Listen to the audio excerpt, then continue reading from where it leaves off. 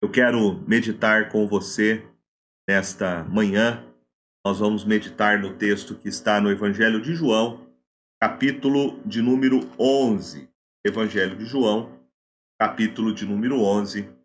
Hoje nós vamos meditar sobre o último milagre feito pelo Senhor Jesus, que está registrado no Evangelho de João. Nós já vimos que João, ele fala no seu livro, no seu evangelho, sobre 7 sinais, 7 milagres que ele selecionou, milagres que Jesus realizou no seu ministério. E hoje nós veremos o 7º milagre e último no evangelho de João.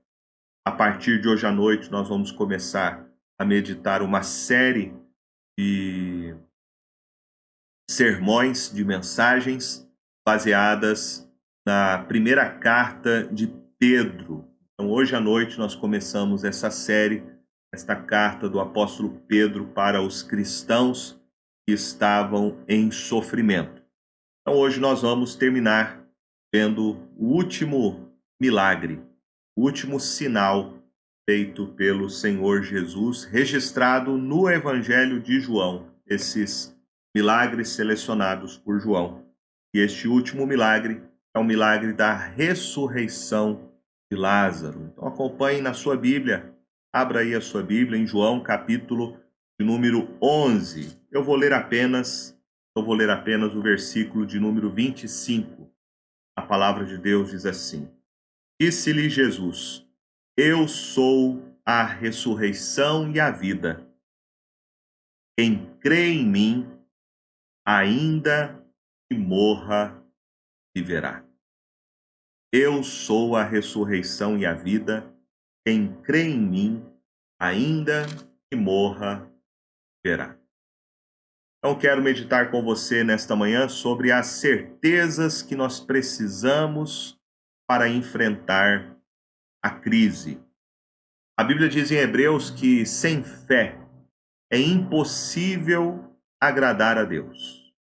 O apóstolo Paulo também vai nos dizer que a fé faz você andar sem ser pressionado pelas coisas que você é capaz de perceber com os olhos naturais à sua volta. A fé, como alguns dizem, é a mão invisível que se agarra nas preciosas e eternas promessas de Deus.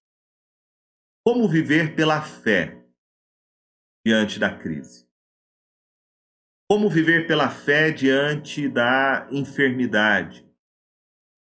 Diante da crise conjugal? No meio de uma crise financeira? O reformador João Calvino, falando sobre a fé, ele disse que a nossa fé não tem que estar fundamentada no que nós tenhamos pensado por nós mesmos, senão no que nos foi prometido por Deus. Então a verdadeira fé, ela não é positivismo. A verdadeira fé não é você simplesmente acreditar que vai dar certo. Fé não é você crer na própria fé, né? Fé não tem nada a ver com essa conotação que às vezes nós vemos de um pensamento de que as coisas vão dar certo, um pensamento positivo. Não. A verdadeira fé, ela se baseia na palavra de Deus. É o que Deus revela de si mesmo em sua palavra. Viver pela fé significa você entender a palavra de Deus e se agarrar naquilo que Deus nos diz acerca de si mesmo. Olhando para esse texto de João capítulo 11, então quero considerar com você nesta manhã sobre as certezas que nós podemos nos agarrar para enfrentarmos a crise à nossa volta. No capítulo 11 de João, Jesus está sendo duramente perseguido. Em Jerusalém, no templo, ele já havia sido rejeitado. Tentaram apedrejar o Senhor Jesus. A perseguição era porque Jesus declarava que ele era o próprio Deus. Houve uma tentativa frustrada de prendê-lo e Jesus conseguiu escapar. E o texto diz em João 10, 39 e 40 que ele foi para além do Jordão. Lá ele permaneceu durante alguns meses. Agora chega a notícia, avisam a Jesus que Lázaro, seu amigo, estava enfermo. A morte de Jesus na cruz, ela aconteceria então dentro de algumas semanas. Logo, e esta ida de Jesus para Betânia provavelmente marca o seu último grande milagre, um dos maiores milagres que ele já fez, porque ele já havia ressuscitado pessoas que haviam morrido, mas agora nós vamos ver que ele ressuscita Lázaro depois de 4 dias que ele já havia morrido. Então Jesus agora parte para Betânia. Ele não se sente intimidado pela perseguição que havia contra ele, promovida pelos fariseus. Ele volta para a região de Jerusalém, mesmo debaixo de grande oposição. Betânia era uma pequena aldeia, uma pequena vila que ficava a cerca de 9 quilômetros de distância de Jerusalém. Em Betânia, Jesus muitas vezes, quando ele ia a Jerusalém e ele ia para a Judéia, ele sempre passava nesta casa que servia como uma casa de descanso, de repouso, onde ali ele se encontrava com as irmãs Marta, Maria e Lázaro. Provavelmente eram 3 irmãos solteiros que viviam juntos. Em Betânia, então, Jesus vai agora realizar o seu maior milagre no seu ministério. Ele ressuscita Lázaro depois de 4 dias da sua morte. João nos apresenta, então, neste evangelho, os sinais que Jesus realizou. Foram muitos, foram vários, mais do que estão registrados no evangelho de João. Na verdade, ele mesmo diz que se fossem registrados todos os milagres de Jesus, não caberiam em nenhum livro. Mas esses milagres foram registrados para nos ensinar que Jesus é o Messias, de que ele é o Filho de Deus, o único Salvador. Então quero meditar com você nesta manhã quais são as certezas que nós temos em Cristo Jesus e em suas promessas para viver na adversidade. A primeira certeza que nós temos diz respeito à convicção do amor de Jesus. Lázaro era irmão de Maria e de Marta, era uma família então de irmãos solteiros que sempre hospedava Jesus e os seus discípulos. E o texto nos diz que mandaram um recado para Jesus. João capítulo 11, verso de número 3, disse: Mandaram, pois, as irmãs de Lázaro dizer a Jesus: Senhor, está enfermo aquele a quem amas. Ao receber essa notícia, Jesus disse no verso de número 4, ao receber a notícia, disse Jesus: Esta enfermidade não é para a morte, sim para a glória de Deus, a fim de que o Filho de Deus seja por ela glorificado. Ora, amava Jesus a Marta e a sua irmã e a Lázaro. Jesus amava esta família, diz o evangelista João. Mas Jesus não atendeu ao pedido imediatamente. Jesus ainda ficou 2 dias no lugar que ele estava. Quando ele chegou em Betânia, quando o Senhor Jesus foi para Betânia, então, o texto diz que Lázaro já estava sepultado há 4 dias. Verso 17, Chegando Jesus, encontrou Lázaro já sepultado havia 4 dias. Muitas pessoas, quando atravessam pela crise, duvidam do amor de Jesus. Nós temos uma grande dificuldade de conciliar o amor de Deus por nós com o nosso sofrimento. As pessoas normalmente pensam da seguinte forma: se Deus é amor, eu não posso sofrer. Se eu estou sofrendo, então Deus não me ama.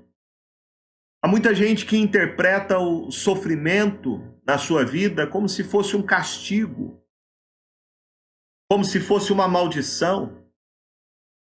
Há muitos que pensam e ensinam que o cristão ele não fica doente, que o cristão não tem crise financeira, que a vontade de Deus é que os seus filhos sempre tenham um corpo saudável, sempre tenham riqueza, que eles sejam cabeça e não cauda. Nós temos dificuldade de entender como é que coisas ruins acontecem com gente que a gente julga ser boa. A nossa lógica é que com gente boa só acontece coisa boa. Se alguém faz algo de errado, então aí sim o sofrimento pode ser justificado. Mas esse pensamento, ele não se sustenta na história de Lázaro. Lázaro era crente no Senhor Jesus. Lázaro era um cristão.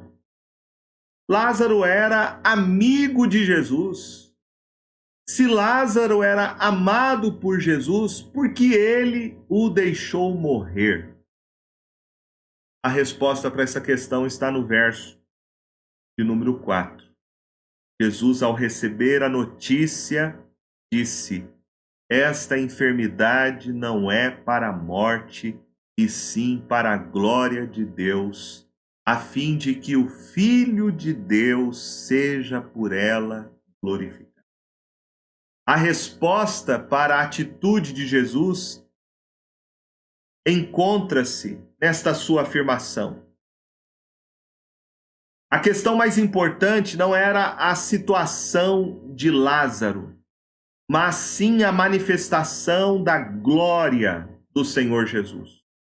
A enfermidade é para a glória de Deus. Através da enfermidade e da morte de Lázaro, o Pai seria glorificado na exaltação de Jesus como Filho de Deus. Era para isso que serviria a morte de Lázaro. A ressurreição dele, da morte, é o palco para a exibição da glória e do poder do Senhor Jesus. E esta glória de Cristo, ela se manifestou através de 3 maneiras. Primeiro, ela aponta para a sua divindade.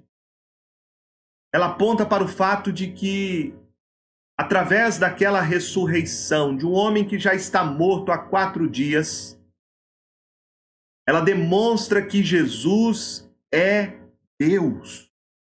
Ele é Deus. E só Ele tem o poder sobre a morte. E Ele tem a chave nas suas mãos da morte e do inferno. Em segundo lugar, a ressurreição de Lázaro glorifica Jesus porque ela fortalece a fé dos seus discípulos. O verso de número 15 diz: por vossa causa me alegro de que lá não estivesse, Jesus falando para os discípulos, para que possais crer, mas vamos ter com ele. Jesus queria, através daquela ressurreição de Lázaro, fortalecer a fé dos discípulos dele, de que eles viessem de fato a crer, sem dúvidas, de que Jesus é o Messias, de que ele é o Filho de Deus. E em terceiro lugar, o milagre da ressurreição de Lázaro está relacionado ao próprio ministério público de Jesus, porque é através deste milagre de Lázaro, onde já havia uma intensa oposição ao ministério de Jesus, onde os fariseus já planejavam de que maneira eles iriam matar o Senhor Jesus. E foi através desse milagre, então, que há toda uma conspiração, diz o verso de número 53, que após a ressurreição de Lázaro, a divulgação por toda a região que Lázaro tinha sido ressuscitado por Jesus, o texto diz no verso 53, desde aquele dia resolveram matá-lo. Então tudo isso está apontando para a glorificação do Senhor Jesus. Aliás, João começa o evangelho ensinando que Cristo Jesus é a expressão suprema da glória de Deus. Ele diz no capítulo 1, verso de número 14, e o Verbo se fez carne e habitou entre nós, cheio de graça e de verdade, vimos a sua glória, glória como do unigênito do Pai. Então Jesus quer, através deste milagre, o sétimo milagre, o último milagre registrado no Evangelho de João, revelar, através deste milagre, através do ministério de Jesus, a glória do Pai. Este foi o maior propósito neste milagre, revelar a glória de Jesus como Filho unigênito do Pai. Então quero dizer para você, nesta manhã, que o cristão ele fica doente, que o cristão ele passa por crises, que o cristão morre. Mas todas as coisas que acontecem na vida do povo de Deus são para a glória e para a exaltação do Senhor Jesus. Não devemos tentar entender o porquê do sofrimento, mas sim o propósito do sofrimento. O sofrimento do povo de Deus faz parte do plano que o Senhor tem para exaltar a Ele mesmo como nosso Senhor e como nosso Salvador. Na dor, no meio da crise, o Senhor Jesus continua amando o seu povo. O apóstolo Paulo, uma das declarações mais fantásticas de alguém que está agarrado nas promessas de Deus para a sua vida, ele diz em Romanos capítulo 8, verso 37 a 39, em todas estas coisas, porém, somos mais que vencedores por meio daquele que nos amou. Porque eu estou bem certo de que nem a morte, nem a vida, nem os anjos, nem os principados, nem as coisas do presente, nem do porvir, nem os poderes, nem a altura, nem a profundidade, nem qualquer outra criatura poderá separar-nos do amor de Deus que está em Cristo Jesus, nosso Senhor. Essas são as promessas que nós temos para nos agarrar nelas. Não importa a situação que nós estejamos passando, diz o apóstolo Paulo, eu tenho uma certeza, eu tenho uma convicção, e esta convicção que é minha âncora para vivermos no meio das tempestades da vida. Jesus me ama independentemente da situação. Jesus amava Lázaro, Jesus amava Marta, Jesus amava Maria. Jesus não somente sabia que Lázaro estava enfermo, como ele demorou mais 2 dias sabendo que Lázaro morreria. O amor de Jesus por Lázaro deixou Lázaro morrer. O ponto principal aqui não é então sobre Lázaro. O ponto principal da história narrada por João é sobre Jesus. Porque Lázaro morreu? Porque Jesus seria glorificado através da sua morte. Todas as coisas são para a glória de Deus. Todas as coisas concorrem para o bem do povo de Deus, porque elas são para a glória do próprio Deus. Até mesmo o nosso sofrimento. Nós precisamos então olhar além da dor. Precisamos entender as coisas além do próprio sofrimento. Precisamos olhar além da crise que está diante de nós, que existe um plano sendo desenvolvido, um plano que foi concebido na eternidade, um propósito que está sendo desvelado a um significado muito maior. Portanto, não duvide do amor de Jesus. Não seja incrédulo.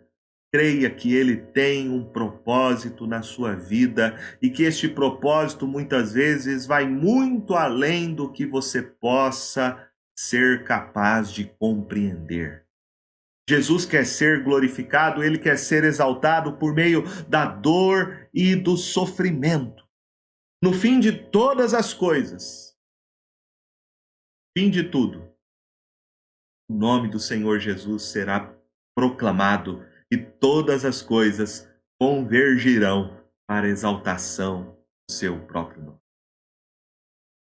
A segunda certeza que esse texto nos apresenta para nós enfrentarmos momentos de crise na nossa vida. A segunda certeza diz respeito, então, ao tempo de Jesus. Quando estamos em meio à crise, nós queremos uma solução imediata para o nosso problema. Se está doendo, a gente quer que aquela dor seja imediatamente retirada de nós. Nós queremos que os problemas sejam resolvidos no nosso tempo e segundo a nossa vontade, do nosso jeito. Somos muitas vezes como aquela criança birrenta que cai no chão do supermercado, que constrange os seus pais até que a sua vontade seja feita. Nós agimos da mesma maneira com Deus. A gente fica emburrado, a gente tenta fazer barganha com Deus para que a nossa vontade seja atendida. O texto aqui nos ensina que Jesus não veio para seguir a agenda dos homens. Ele não tem pressa. Ele também não chega atrasado, ele não falha. Ele não é colhido de surpresa. Ele conhece o fim desde o princípio, o amanhã desde ontem. Ele enxerga o futuro desde o passado. Por isso, o texto nos diz que ele demorou mais 2 dias quando soube que Lázaro estava enfermo, porque o Senhor Jesus sabia o que ele iria fazer. Ao invés de cancelar os seus programas e Jesus ir correndo para Betânia, ele manda um recado para Marta e Maria que aquela enfermidade não era para a morte. Mas quando ele chega na cidade de Betânia, Lázaro já havia morrido. E a grande questão então é como conciliar as demandas da vida, as crises, ou o propósito que o Senhor Jesus tem. Nós podemos aqui tentar imaginar as angústias daquelas irmãs. Elas mandaram um recado para Jesus e elas olham para Lázaro. Lázaro está gravemente enfermo e ele vai piorando. Como a gente consegue harmonizar a palavra de Jesus de que aquela morte seria para a glória dele com as condições de saúde de Lázaro? Muitos, quem sabe, começaram a censurar o Senhor Jesus, duvidando do seu caráter, duvidando do seu amor por Lázaro. Seria desinteresse, seria descuido. Certamente essas irmãs tiveram que trabalhar com todas essas questões na sua alma, no seu coração. Nós vemos o texto que Marta entra em profunda angústia com tudo isso. A sua fé no Senhor Jesus vacila. E ela passa por 3 situações. O verso de número 20, o texto diz: Marta, quando soube que vinha Jesus, saiu ao seu encontro. Maria, porém, ficou sentada em casa. Disse, pois, Marta a Maria, verso 21, Senhor, se estiveras aqui, não teria morrido meu. Então, a primeira coisa que ela teve que trabalhar no seu coração é a ausência de Jesus. Todos poderiam ter faltado, menos Jesus. Ela diz: se estiveras aqui, Senhor, meu irmão não teria morrido. Como conciliar a promessa de Jesus com a morte do seu irmão Lázaro? Como conciliar a demora de Jesus em ir para Betânia? O texto fala que Jesus não teve pressa, que ele ficou, que ele esperou que Lázaro morresse para ir a Betânia. Como conciliar isso, a demora de Jesus? E como conciliar agora a morte do próprio Lázaro? Porque agora não adianta mais nada. Como ela diz, agora é tarde. Agora não tem mais jeito. Veja que ela cria em Jesus, mas ela crê que Jesus poderia ter sido. Ela diz isso no verso 21. Senhor, se estiveras aqui, não teria morrido meu irmão. Ela crê em Jesus, mas ela crê no passado. Ela também aponta a sua fé em Jesus, mas no que ele poderia fazer. Verso de número 24. Eu sei, replicou Marta, que ele há de ressurgir na ressurreição do último dia. Ela não crê em Jesus no que ele poderia fazer no tempo presente. Então Jesus diz para ela: eu sou a ressurreição e a vida. Quem crê em mim, ainda que morra, viverá. Alguns que dizem que excesso de passado é sinônimo de depressão. Excesso de futuro é sinônimo de ansiedade. Nós precisamos crer em Jesus no presente. Jesus é o Senhor da vida e da morte. Ele tem a chave da morte e do inferno nas suas mãos. Nada escapa aos seus olhos. Ele é o Senhor do tempo, ele controla o tempo. Antes do tempo existir, ele já existia. Ele é o Verbo de Deus. Jesus tem todas as coisas debaixo da sua própria agenda. Ele mostra aqui no milagre da ressurreição de Lázaro que ele não segue a agenda imediatista da necessidade do coração do homem. Ele segue a agenda do céu. Veja que os discípulos disseram para ele, diante da sua demora em ir para a cidade de Betânia, o verso de número 8 ao verso de número 11 diz assim: disseram-lhe os discípulos: mestre, ainda agora os judeus procuram apedrejar-te e voltas para lá? Respondeu Jesus: não são 12 as horas do dia? Se alguém andar de dia, não tropeça, porque vê a luz deste mundo. Mas se andar de noite, tropeça, porque nele não há luz. Nós já falamos sobre isso, de que o ministério terreno de Jesus foi o momento de mais luz. Porque ele é o Filho de Deus e ele está revelando a glória do Pai para todos os homens e mulheres. Portanto, Jesus diz aqui que chegaria um tempo de escuridão, certamente se referindo ao momento da sua morte.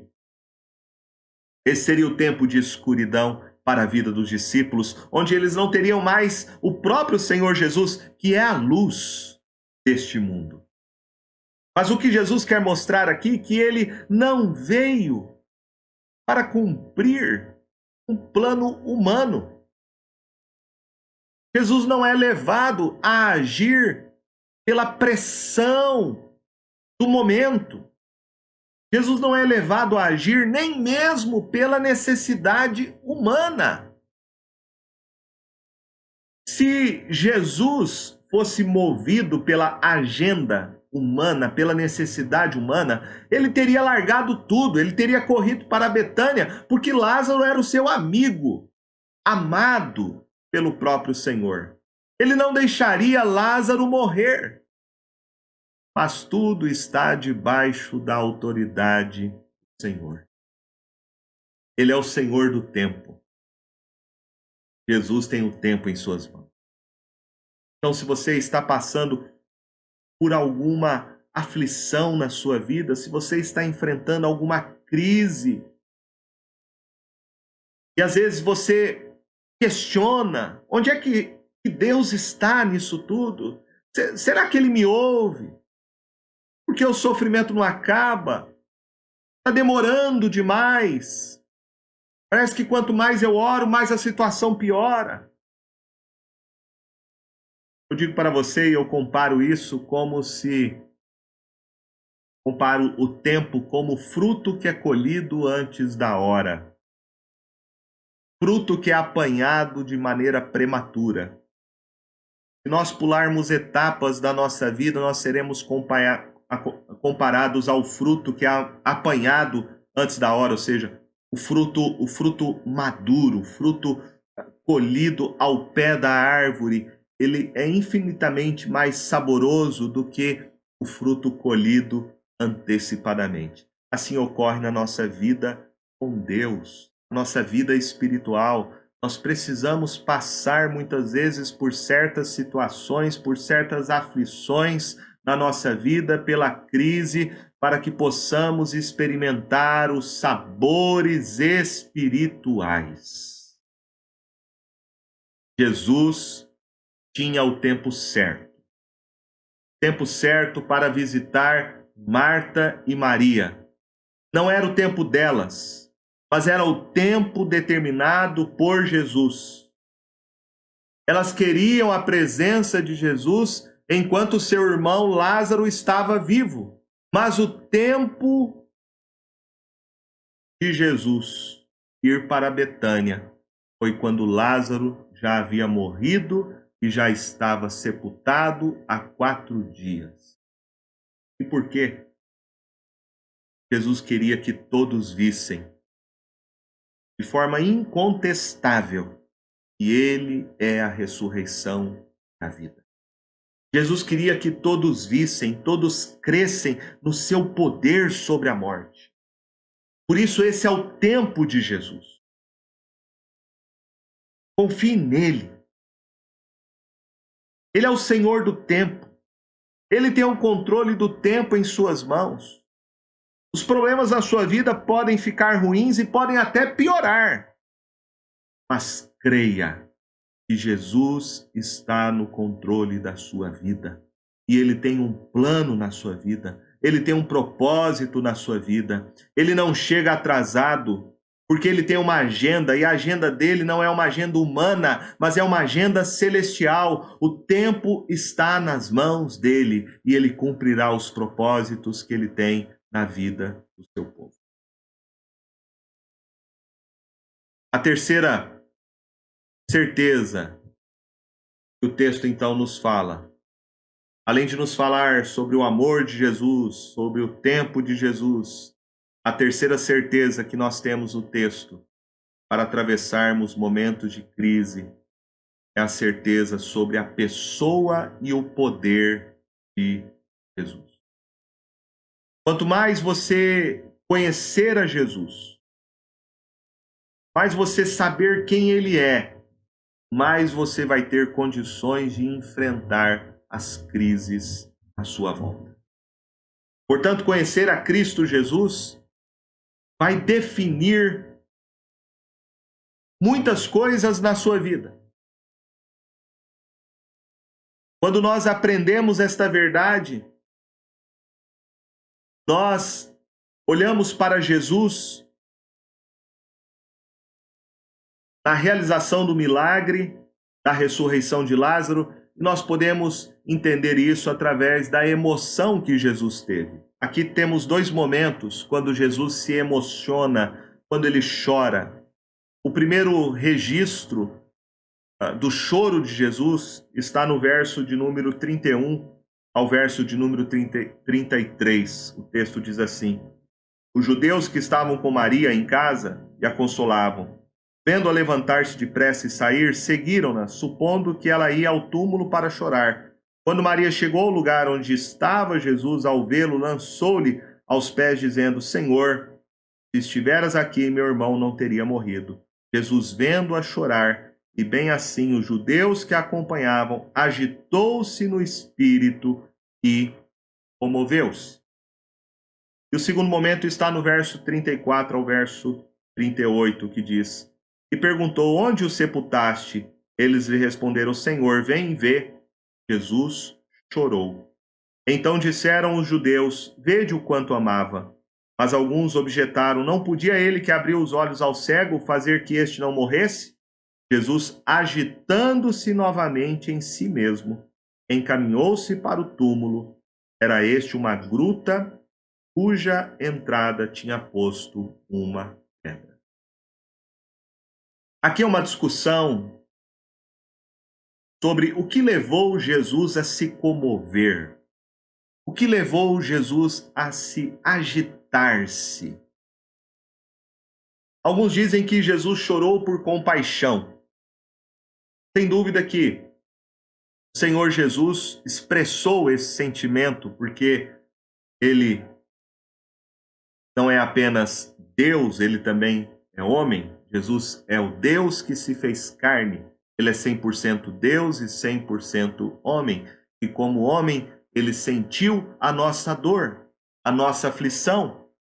Ele se compadeceu, ele teve misericórdia das pessoas. Mas aqui a palavra que você vai encontrar no verso 33, que fala que Jesus agitou-se no espírito, comoveu-se. Essa palavra aqui, ela é traduzida muitas vezes em Mateus capítulo 9, verso 30, em Marcos capítulo 1, verso 43 e Marcos capítulo 14, verso 5, como sendo um sentimento não de compaixão, mas um sentimento de raiva, um sentimento de ira, um sentimento de indignação emocional. Então, por que Jesus sentiu isso? Se ele tivesse sentido aqui compaixão, eu creio que não faz muito sentido, porque Jesus sabia o que ele iria fazer. Ele iria ressuscitar Lázaro. Então, eu prefiro interpretar aqui o sentimento de Jesus não como compaixão, mas como indignação. E a indignação de Jesus pode ser vista aqui de algumas formas. Primeiro, a indignação de Jesus veio por causa da incredulidade sobre a ressurreição. Quando ele fala para Maria que ele vai ressuscitar Lázaro, quando ele fala isso para Marta, as irmãs dele, elas duvidam de que Jesus tem o poder de ressuscitar o seu irmão que havia morrido. E isso causou indignação em Jesus, porque aquelas irmãs que eram crentes no Senhor Jesus, elas duvidaram do poder de Jesus. Aquelas irmãs não creram que Jesus tinha o poder de ressuscitar Lázaro. E quando nós não cremos na ressurreição, nós estamos agindo como pagãos. É isso que Paulo diz em 1 Tessalonicenses 4,13. E quando não cremos na ressurreição, no poder da ressurreição, nós estamos agindo e vivendo como pessoas que não têm esperança. Em segundo lugar, Jesus ficou indignado por causa da incredulidade.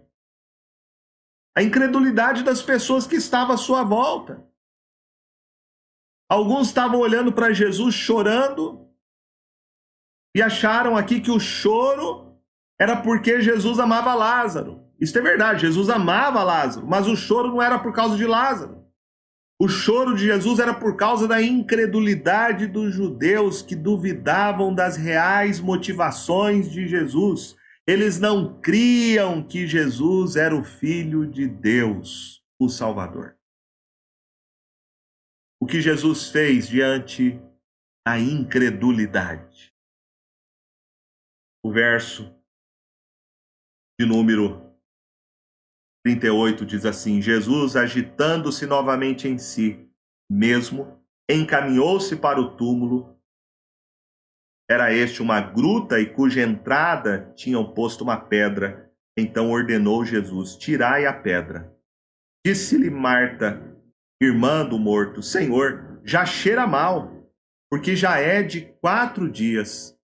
Respondeu-lhe Jesus: não te disse eu que se creres verás a glória de Deus? Tiraram então a pedra. E Jesus, levantando os olhos para o céu, disse: Pai, graças te dou porque me ouviste. Aliás, eu sabia que sempre me ouves, mas assim falei por causa da multidão presente, para que creiam que tu me enviaste. E tendo dito isto, clamou em alta voz: Lázaro, vem para fora. Saiu aquele que estivera morto, tendo os pés e as mãos ligados com ataduras e o rosto envolto num lenço. Então lhes ordenou: desatai-o e deixai-o ir. Muitos, pois, dentre os judeus que tinham vindo visitar Maria, vendo o que fizera Jesus, creram nele. Outros, porém, foram ter com os fariseus e lhes contaram dos feitos que Jesus realizara. Jesus, com seu próprio poder, ele ressuscita Lázaro.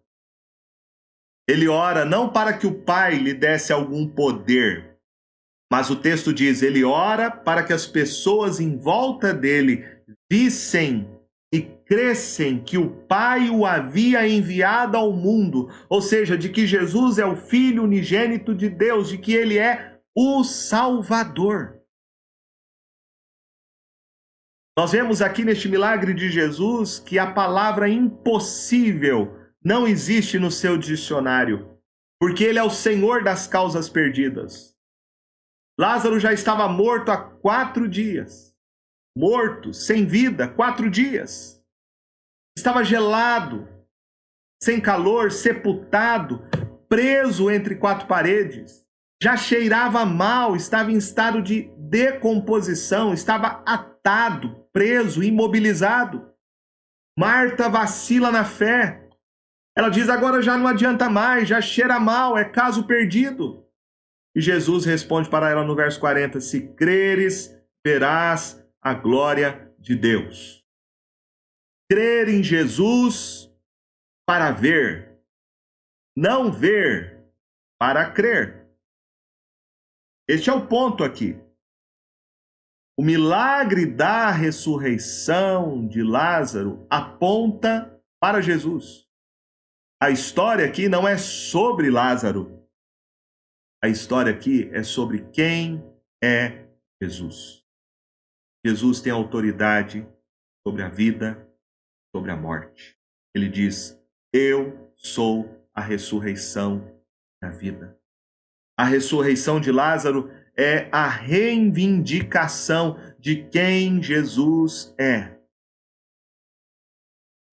Ela é uma exibição do poder e da autoridade de Jesus como Filho de Deus, mostrando a todos os homens e a nós hoje que Jesus é o único Salvador.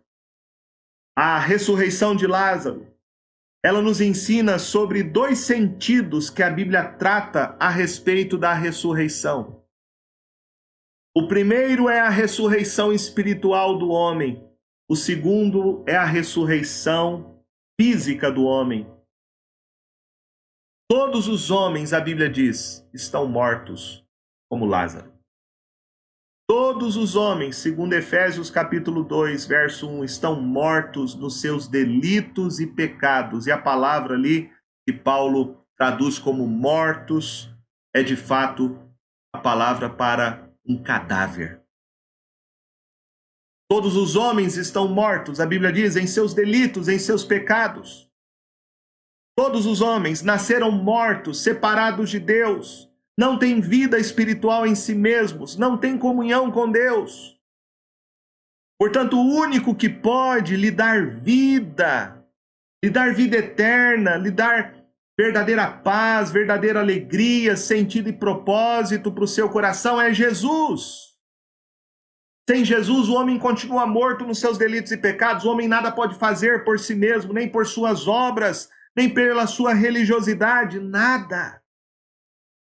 Nossas boas obras não podem nos dar salvação.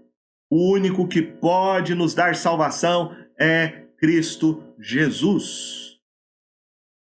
Nesse sentido, Lázaro aqui representa esta figura espiritual de todos os mortos, de todos os homens. É isso que Jesus diz para Marta, verso 25: eu sou a ressurreição e a vida, quem crê em mim, ainda que morra, viverá. Esse é o sentido primeiro, a morte espiritual de todos os homens. E todos os homens, para viverem, precisam ser, primeiramente, ressuscitados espiritualmente por Jesus. É o que diz Apocalipse capítulo 20, verso 6, que a segunda morte não tem poder sobre quem experimentou a primeira ressurreição. A primeira ressurreição é espiritual. A primeira ressurreição é que o apóstolo Paulo diz em Efésios capítulo 2, de que Deus, por misericórdia, através de Cristo Jesus, ele nos ressuscitou e nos fez assentar nos lugares celestiais. Então, esta é a primeira ressurreição que você precisa. Esta é a primeira ressurreição que o homem precisa. É a ressurreição que só Jesus pode fazer na sua vida. Você precisa ressuscitar dos mortos. Você precisa ressuscitar espiritualmente. Só Jesus pode fazer isso na sua vida. Só Ele pode lhe dar vida eterna. Só Ele pode lhe dar comunhão com Deus. Só Ele pode perdoar você dos seus pecados.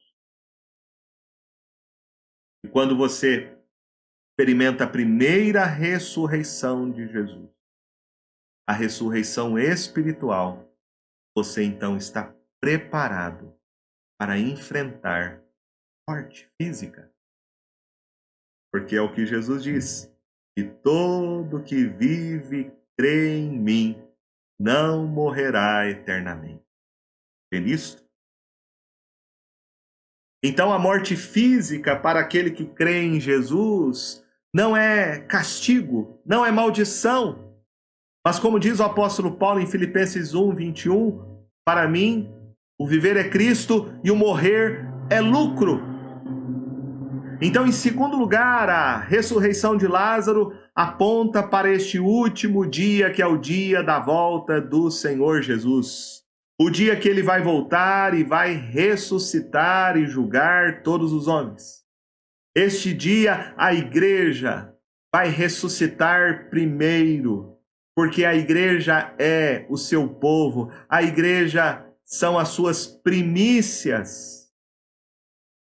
E a igreja vai ressuscitar primeiro e vai ser arrebatada e vai ser elevada aos céus para viver com Cristo por toda a eternidade. E os ímpios ressuscitarão logo após e serão julgados por Jesus e lançados para dentro do lago de fogo e enxofre, que é a segunda morte.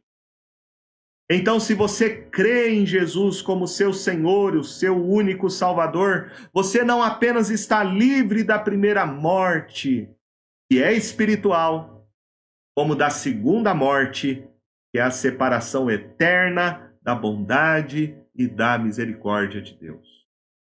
E há uma maneira de você enfrentar as crises, é você reconhecer então o senhorio de Jesus sobre a sua vida. É compreender que Ele, somente Ele, é o teu único Salvador, que somente Ele tem todo o poder, e não há nele absolutamente nada que, segundo a sua vontade, ele não possa fazer. Se ele ressuscitou Lázaro depois de 4 dias que está morto, ele tem poder para fazer qualquer obra na sua vida. Essas são as certezas que nós podemos ter diante da crise. A primeira, Jesus nos ama e conduz todas as coisas para a realização do seu plano, para a sua própria glória. Segundo, ele é o Senhor do tempo e ele tem todas as coisas debaixo do seu domínio e controle, e tudo acontece segundo a sua vontade, no seu próprio tempo determinado. Terceiro, ele é a ressurreição e a vida. Ele é a resposta para as nossas crises, para os nossos problemas, para as nossas angústias, para a nossa alma. O Senhor Jesus é o Deus das causas impossíveis. Aqui está o otimismo do cristão. O otimismo não está neste mundo, não está na economia, não está na saúde. Nosso otimismo está numa pessoa. Nós somos otimistas porque nós cremos em Jesus. Ele é a ressurreição e a vida. Nós cremos que Jesus nos ama incondicionalmente. Podemos passar por problemas, podemos passar por crises e por dificuldades, mas Jesus continua nos amando e Ele nunca deixará de nos amar. Nós cremos em Jesus e cremos que Ele está no controle. O tempo está nas suas mãos. Ele é o alfa, o ômega, Ele é o princípio, Ele é o fim. E Ele, portanto, tem todo o poder para fazer qualquer milagre. Ele é o Senhor das causas perdidas. Então entregue nas mãos dele a sua dor, o seu problema, a sua adversidade. Diante dessa crise que vivemos, desta pandemia, qual é o maior medo das pessoas? É o pavor da morte. É o medo de morrer. Muitas pessoas não sabem para onde vão depois da morte. Mas eu quero dizer para você que você, neste dia, pode ressuscitar espiritualmente. Pode nascer na sua alma a partir de hoje, pelo poder, pela graça de Jesus, uma certeza de que diante da morte você vai poder rir dela, rir da morte, por causa da vitória que nós temos em Cristo Jesus. O apóstolo Paulo disse em 1 Coríntios 15, verso 55, onde está, ó morte, a tua vitória? Onde está, ó morte, o teu aguilhão? O aguilhão da morte é o pecado e a força do pecado é a lei. Graças a Deus que nos dá a vitória por intermédio de nosso Senhor Jesus Cristo. Portanto, meus amados irmãos, sede firmes, inabaláveis e sempre abundantes, sabendo que no Senhor o vosso trabalho não é vão. Hebreus capítulo 2, verso 14 e 15 diz que Jesus destruiu aquele que tem o poder da morte, a saber, o diabo, e que livrasse todos que pelo pavor da morte estavam sujeitos à escravidão por toda a vida. O apóstolo Paulo, escrevendo aos Filipenses, no capítulo 1, verso 21, ele diz, porquanto para mim o viver é Cristo e o morrer é lucro. Entretanto, se o viver na carne traz fruto para o meu trabalho, já não sei o que hei de escolher. Ora, de um lado e do outro estou constrangido, tendo desejo de partir e estar com Cristo, o que é incomparavelmente melhor. Jesus disse em João capítulo 10, verso 14, eu sou o bom pastor, conheço as minhas ovelhas e elas me conhecem, assim como o Pai me conhece a mim, eu conheço o Pai, eu dou a vida pelas minhas ovelhas, ainda tenho outras ovelhas, não deste aprisco, a mim me convém conduzi-las, elas ouvirão a minha voz, então haverá um rebanho e um pastor, por isso o Pai me ama, porque eu dou a vida para reassumir. Ninguém a tira de mim, pelo contrário, eu espontaneamente a dou, tenho autoridade para entregar e também para reavê-la. Este mandato recebi de meu Pai. Quero convidar você nessa manhã para reconhecer na sua vida que você precisa de Jesus como seu Salvador. Que sem Jesus você está morto em seu delito, em seu pecado, separado de Deus e condenado eternamente. Jesus é o único que pode ressuscitar você. Jesus é o único que pode livrar você da condenação eterna. Jesus é o único que pode livrar você do pavor da morte. Este é o maior milagre que Jesus pode fazer na sua vida agora. É ressuscitar você espiritualmente. é você nascer de novo, é você viver pela fé em Jesus. Esta é a maior bênção que uma pessoa pode experimentar. É quando ela se arrepende dos seus pecados, se arrepende da sua rebeldia, dá as costas para o estilo de vida contrário à vontade de Deus, e ela crê em Jesus pela fé, como uma mão invisível que agarra Jesus como seu Senhor e Salvador. Ele é o único Salvador. Crê em Jesus. Crê em Jesus, será salvo. Ele é a ressurreição e a vida. Aquele que nele crê, ainda que morra, viverá. Você crê nisso?